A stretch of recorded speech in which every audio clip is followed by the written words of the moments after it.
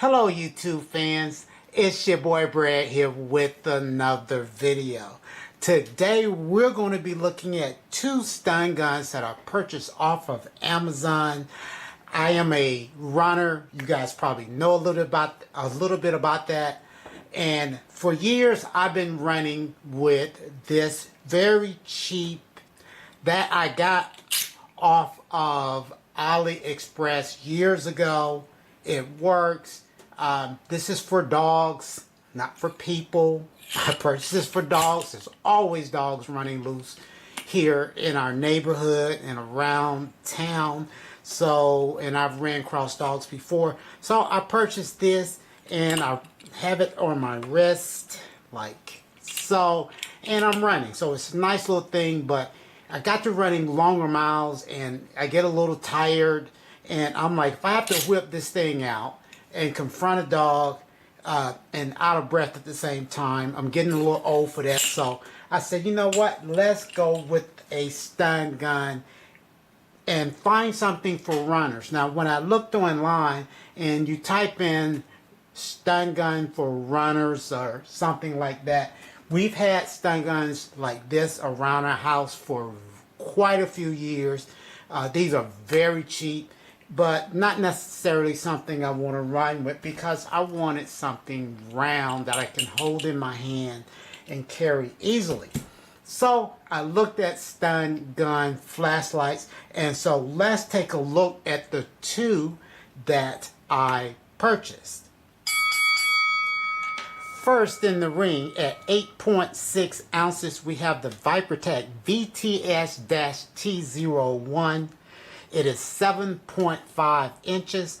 It has a 3-mode 400 to 450 lumen light with a 100,000 hour lifetime on the LED bulb and a lifetime warranty on the stun flashlight itself. Second in the ring, coming in at 7.8 ounces, we have the Guarddog Diablo 2 3-mode LED light, 100,000 hours, coming in at about 320 lumens, a little bit less than this one is rated for, which is 450, at 7.4 inches, which about 0.1 inches shorter than the Vipertek. Both of these are in aluminum casings, so they're nice, heavy. Now let's get into looking at the differences between the two and maybe which one comes out on top. First, let me say both of these are good stun guns. Perfectly fine, they work fine, but on both sides there are some pluses and minuses. First, again, let's cover the things that are the same so we don't have to basically talk about that again. Neither one of these, let me say first of all, indicate the power output on any literature I can find. The only one that actually says anything here is the Diablo, which is this one, and on this sheet it says 5 million and that's it. It's just a number, it's there. This one, the Vipertek, I can't find anything, so just set that aside. Both of these will stun. Both of these seem to be about the same power, but we're going to kind of see what the differences are. But first, let's look at the similarities again. Again, both of these have 3 modes for the lighting. This one, again, is 450 lumens. 400 to 450 because I found 2 different numbers in 2 different places. And this one says 320 lumens. Both of them have a high mode, light mode, a low light mode, and a strobe mode. Both of them have switches. If we can see that on one side, and you flip it over on the other side, and you have the power buttons. Both of these are rechargeable, except the Vipertek has a built-in lithium battery, and the Guarddog Diablo uses a 18650 battery that comes in the box. Both of these have chargers. Let me see, do I have the right one? Let's switch it around. The Vipertek comes with this little 110 cord that plugs in, and the Diablo comes with this 110 with a barrel connector. This plugs into the back of the Vipertek back here, and this plugs into a little porthole on the side where the stun gun button is located. Now, I think I've kind of covered most of the stuff there. As for, oh, one more thing. The Diablo also comes with a car charger or a cigarette lighter charger, so you can charge this in your vehicle. So another little plus there. And the other thing that I want to, before we get any further into that, is that both of these came with a little belt pouch. This one is with the Vipertek. Let me show that this one is is lower quality. Just right off the bat, it's lower quality. It fits in like that. It's open on the sides, and then this little piece comes across the top, and it's barely big enough to kind of get that in there, but it's in there. And the stitching, I mean, I guess it's okay. It's okay. So that's the little belt pouch for the Vipertek. And here's the one for the Guarddog Diablo 2. And this is a much nicer build. It has more strength to it. It's got the little cup, so you stick it in there like that. Got the little Velcro strap around there. Got your little belt loop in the back. And that is definitely a little better build. Now, first, price-wise, and I didn't really look at that, but the Diablo was about $25, and this one was about $20. So you got about $5, $6 difference in price. So the Vipertek is a little cheaper. Now, let's look at the charging aspect. Here's a plus-minus situation. The Diablo, again, uses this with the plug-in, plugs into the side, and on the back here is a little light which actually came on, even though it's not plugged in, and it's green. Now, here's the great thing about the Diablo. Since it's using an 18650 battery, and the way that they set it up, maybe it has nothing to do with the battery, is that when you plug it in, this little light on the charger is red. And when the battery is charged, the light turns green, so that you know that it is actually charged. With the Vipertek, this plugs into the back. Doesn't matter which way you turn it. Plugs in. Plug that into your wall charger, and there's a little red light right here that comes on to say that it's charging. It's not going to say that it's fully charged. It's not going to change colors because it is actually just a red light. It's not even going to go out. Now, their recommendation is when you get the Vipertek, you charge it for, I don't know, 6 hours or something. It says in the literature or whatever, somewhere I read. And then once a month, charge it for like 1 or 2 hours every month.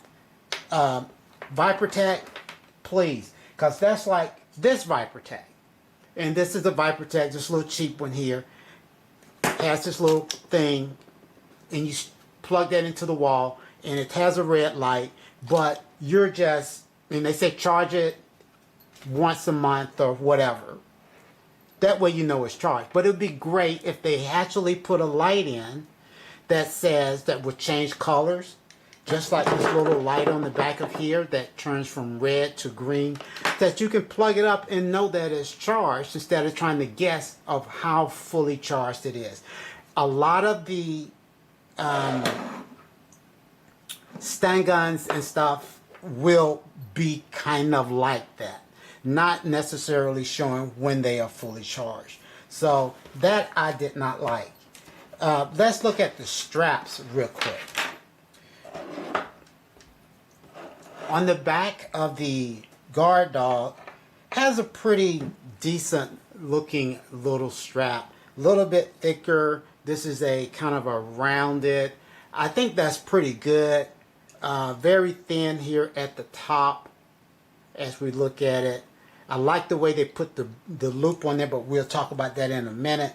On this one, this is what came with it. I don't have too much faith in this little strap, so I replaced it with some cord that I have, and I put this little slide loop on it. But I would recommend you do that if you get one of these and you run with it, because it would be terrible that you have this thing in your hand, you grab it by the cord, you're in a situation, you have this around your wrist, which I cannot get this one around my wrist, which is weird.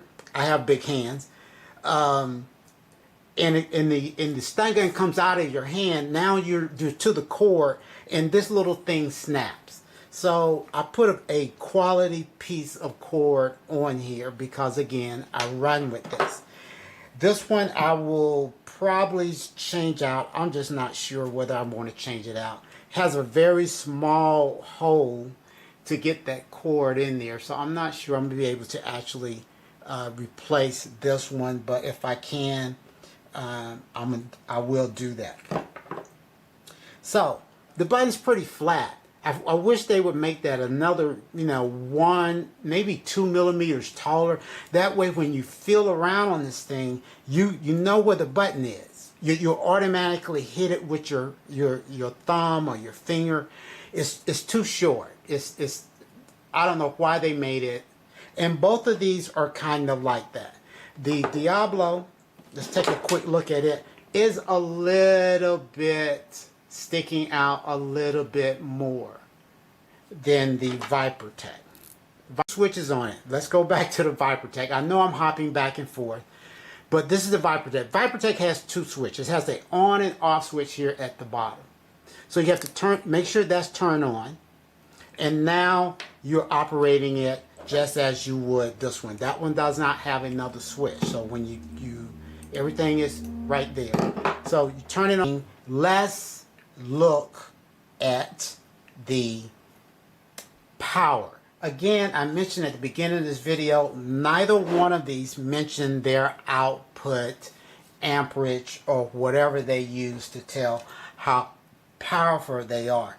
But they do sound differently. So I'm going to put both of them in stun mode and kind of listen at the way this sounds. I'm going to hold it up this way so you can kind of see the stun happening. Here's the Diablo in my right hand, and here's the Vipertek. The Vipertek is louder than the Diablo. Let's do that again. Here's my thought. I don't really think there's a difference in power.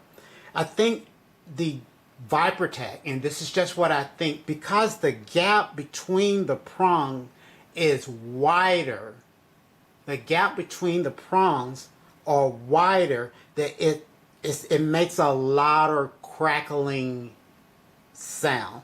This one is much closer. These are much closer together. Across that gap is closer. So I'm gonna hold it up closer to the light here so you can kind of see that. Here we go. So again, do not know the difference in the power, but the Vipertek is louder, and louder may be better, okay, from a perspective that if you just do this and a dog's approaching you, or a person, The sound would even make them back up. So, to look at the lights real quick. Alright guys, here we are. I have the Vipertek with the zoom focus. So I want to show you that real quick. Here it is at its narrowest beam. You kind of see there's a ring maybe to the outside. And as you turn it, it gets wider and wider and wider. I'm going to be using this with the beam turned in so that we can effectively compare it to the Diablo Guarddog.